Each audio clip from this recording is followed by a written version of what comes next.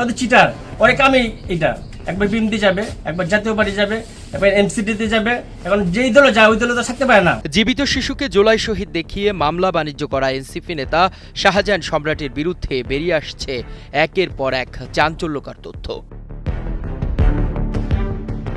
কেরানীগঞ্জের বাস্তা ইউনিয়নের কুমলির বাসিন্দা শাহজাহান একসময় হতে চেয়েছিলেন ইউপি সদস্য। উশৃঙ্খল স্বভাবের কারণে তাও ভাগ্যে জোটেনি।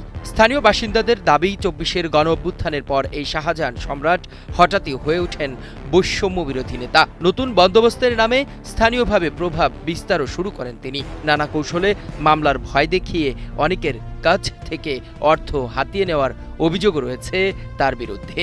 একবার এক দল জায়গা আর কি, তালে তালে তাল মিলিয়ে চলে। সিস্টেম হলো এরকম আর কি, বিপদ যে ব্যাপার না পড়বো এই ভেবে অন্যদিকে চেপা জায়গা। বিএমপি এলে বিএমপির চাপে, আওয়ামী লীগ এলে আওয়ামী লীগের দিকে চাপে, আবার অন্যদিকে যদি সুযোগ হয় সেদিকে ঢুকে জায়গা।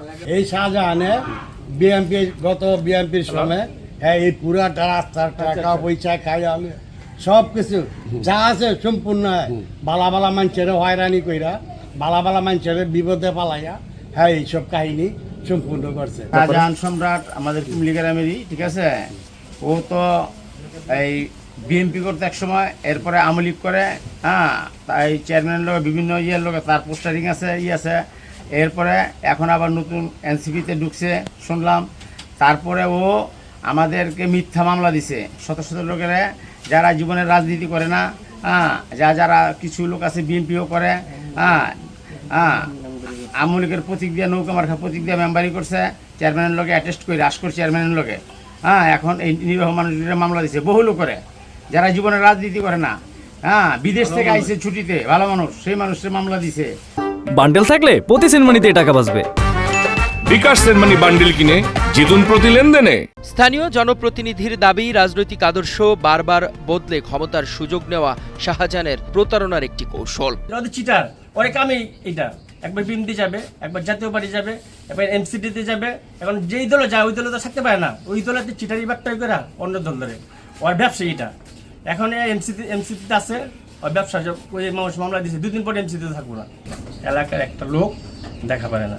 এবার আমার সাথে নির্বাচন করছে মেম্বারি, একবার করছে বিএনপি থেকে, এইবার করছে নৌকার প্রতীক দিয়ে নির্বাচন করছে, করার উপর ফেল করছে। 5 তারিখের পরে যে এই যে ছেলেটার নাম নাকি যে মামলা দিচ্ছে জিহাদ হত্যা, এই লোকটা আসলো মারা যায় নাই। মনে করেন অনেক মানুষের মামলা দিচ্ছে। আমি এই ওয়ার্ডের রানিং মেম্বার, আমি যদি অপরাধ করি সবাই বলবেন আমি 4 বছর রানিং মেম্বার। আমার দ্বারাতে যদি কেউ কষ্ট পায় দুঃখ পায় সবাই বলবেন। আমার শুদ্ধ দিচ্ছে মামলা আমার 5 ভাই, ওর ভাতিজা রুবেল করে নাম, নিরীহ মানুষ, অনেক ভালো ছেলে, উনি মামলা দিচ্ছে। এদিকে সম্প্রতি কালের কণ্ঠের জীবিত শিশুকে জুলাই শহীদ দেখিয়ে সংবাদ প্রকাশের পর দলীয় শৃঙ্খলা ভঙ্গের অভিযোগে শাহজাহান সম্রাটকে কারণ দর্শানোর নোটিশ দিয়েছে জাতীয় নাগরিক পার্টির ঢাকা জেলা কমিটি। যে একটা মামলার ব্যাপারে কিছু কথা শুনলাম, যেটা সত্য কিনা মিথ্যা এখন আমরা আইডেন্টিফাই করতে পারি নাই। আমরা এটা নিয়ে একটা তদন্ত কমিটি করবো, বাকি আপাতত শোকর দিচ্ছি। আর মাঝে আমাদের একটা প্রোগ্রামের আমাদের ঢাকা জেলা কমিটিকে না জানায় সে একটা প্রোগ্রাম করছিল, সেইটার 2টার কারণকে সামনে রেখে আমরা একটা কারণ দর্শা নোটিশ দিছি। 17 জুলাই আমাদের উনি একটা শোডাউন দিয়েছিল, একটা বিক্ষোভ মিছিল ছিল আমাদের গোপালগঞ্জে।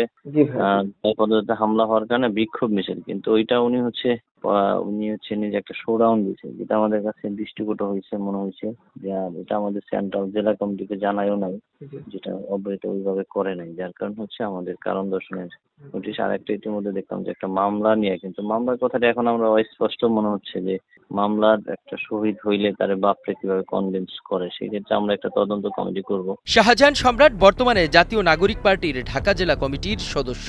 এলাকাবাসীর দাবি, এ ধরনের হয়রানিমূলক কর্মকাণ্ডে জড়িত নেতাকে অবিলম্বে আইনের আওতায় আনা হোক। একই সঙ্গে তার মামলা বাণিজ্যে ফেঁসে যাওয়াদের হয়রানি বন্ধেও প্রয়োজনীয় ব্যবস্থার দাবি স্থানীয়দের। রিফাত হোসেনের তথ্যচিত্রে ইখলাস রহমান, কালের কণ্ঠ।